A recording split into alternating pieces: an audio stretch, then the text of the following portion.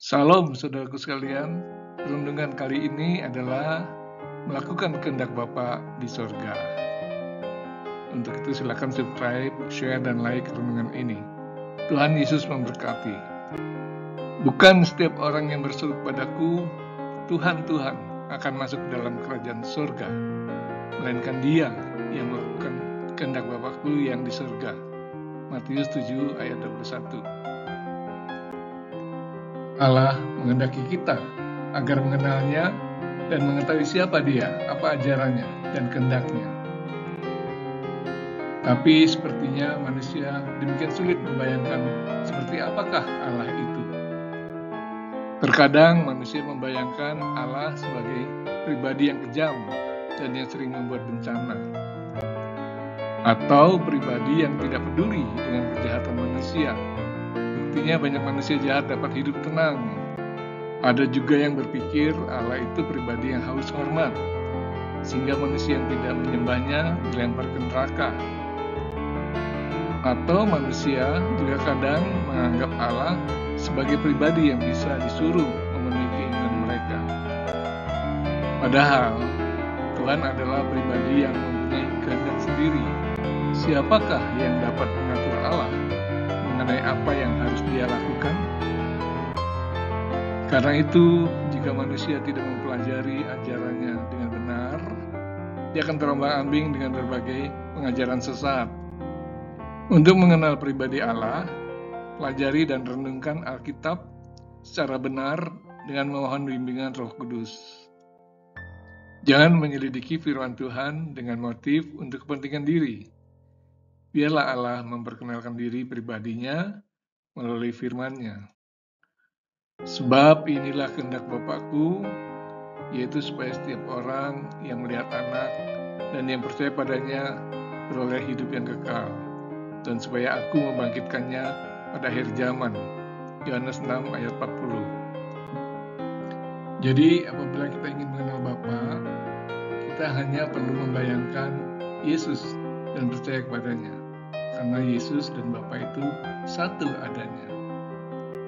Nah, apabila kita sudah mengenal Allah itu, lantas apakah kita sudah sepenuhnya menyerahkan hidup kita dalam kasih Tuhan? Umumnya rasa khawatir, takut, serta melupakan penyertaan Tuhan sering menghinggapi kehidupan kita setiap kali menghadapi masalah. Padahal Tuhan tidak hanya menjanjikan kehidupan di sorga, namun juga menjanjikan penyertaan di dunia ini. Tuhan menopang kita saat akan terjatuh, menggendong kita saat lemah. Dipimpinnya kita bertahan sampai pada akhir langkah kita, asalkan kita menyerahkan diri sepenuhnya dalam tangan Tuhan. Di samping itu, apakah karakter Tuhan terlihat dalam diri kita? Jika kita mengasihi Tuhan dan sesama, maka kita pasti akan memiliki juga karakter Kristus. Dan apakah orang lain melihat karakter Yesus ada dalam diri kita? Bapa-Ku dipermuliakan jika kamu berbuah banyak, dan dengan demikian kamu adalah murid-murid-Ku. Yohanes 15 ayat 8. Sudahkah kita berbuah lebat, manis, dan buah itu dapat dinikmati orang lain?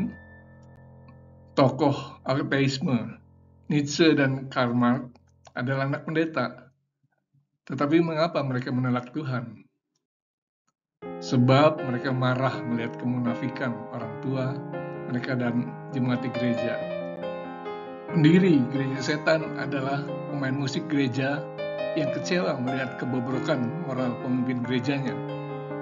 Dia menyaksikan sendiri pendetanya berzina dengan pelacur. Selidiki diri kita dengan jujur. Apakah karakter Kristus melekat pada diri kita?